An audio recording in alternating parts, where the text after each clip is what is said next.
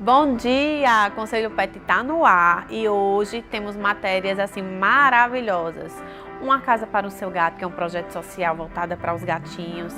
Temos também inseminação artificial, como é que esse procedimento funciona. Gente, uma matéria sobre répteis. Já imaginou saber um pouco do mundo das cobras? E de ansiedade de separação.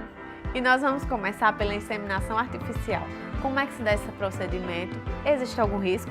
Vamos ficar aí na telinha e conferir como é que ficou essa matéria? A inseminação artificial está cada vez mais comum em todas as clínicas veterinárias do Brasil. Estou com o Dr. Vitor Xavier para falar um pouco sobre inseminação artificial. Dr. Vitor, qual o principal cuidado ou se tem alguma contraindicação sobre a inseminação? Bom, a princípio a inseminação ela é uma alternativa da reprodução, né? A gente sempre sugere que essa reprodução aconteça de maneira natural. Então as contraindicações e cuidados partem da limitação da condição natural não acontecer. Então a gente tem alguns princípios.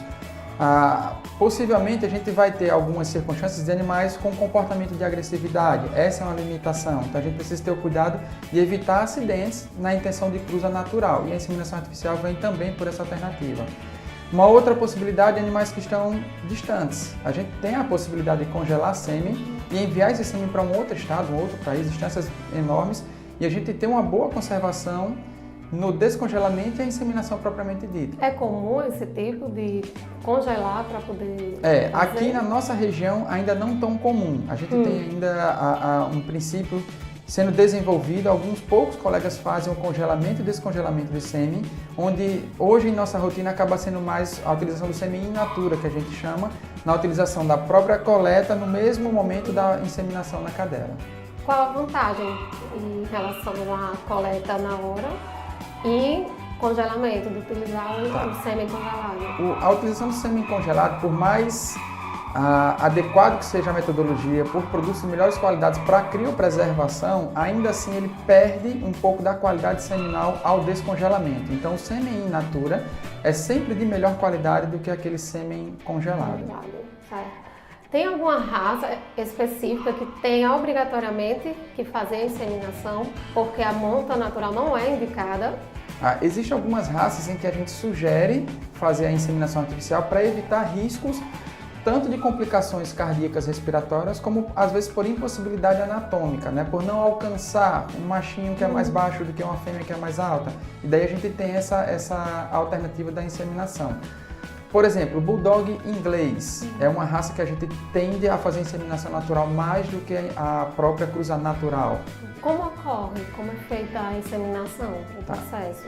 A inseminação ela é preventivamente avaliada por critérios clínicos dos pacientes, né, vamos chamar assim, a cadela e do macho. A gente faz um levantamento do histórico de doenças, faz um levantamento do histórico se já houve cruza com alguma outra cadela ou a cadela com algum outro macho.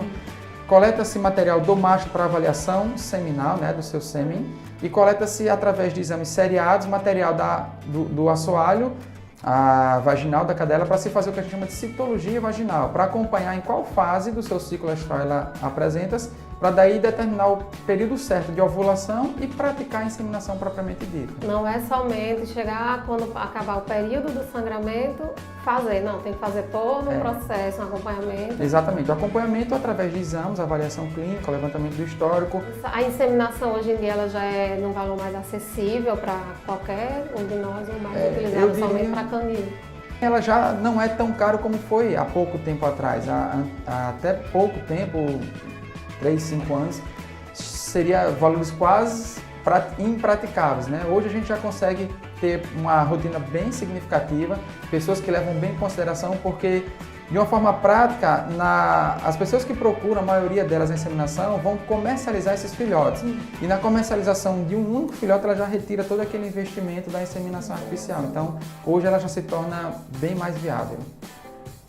Os cachorros, assim, os donos que trazem, principalmente para fazer, tem algum tutor que queira fazer inseminação somente porque tem aquele ciúme do cachorrinho, não quer que a cadela cruze, sabe? É como se fosse filha mesmo. Isso, já teve, até pouco tempo atrás, teve uma proprietária de uma Beagle, uma cadela, em que ela queria que ela tivesse filhotes, mas não queria se permitir a cruza com nenhum outro macho. Ela escolheu um machinho, que ela morava no condomínio dela, tinha uma proximidade, porém ele não conseguia cruzar com ela. E ela também não quis deixar ele tentar mais vezes. Ela deixou por um período muito curto, de 1 hora apenas, no momento em que ela achava ou acreditava que era o momento adequado do cio da cadela, porém eles não se permitiram cruzar.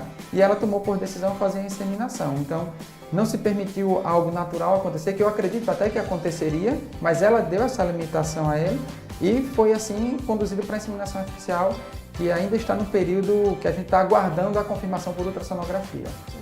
A inseminação artificial, ela é como a do humano, que pode gerar mais, garantia de gerar mais ainda filhotes? Não necessariamente, até o inverso até é verdadeiro. A gente fala que a eficiência, a eficácia da inseminação artificial é menor do que da cruza natural. Nem sempre também ela é indicada, tem algum caso assim que já fez alguma avaliação da cadela ou então do macho que não poderia? Já. A cadela não poderia aceitar?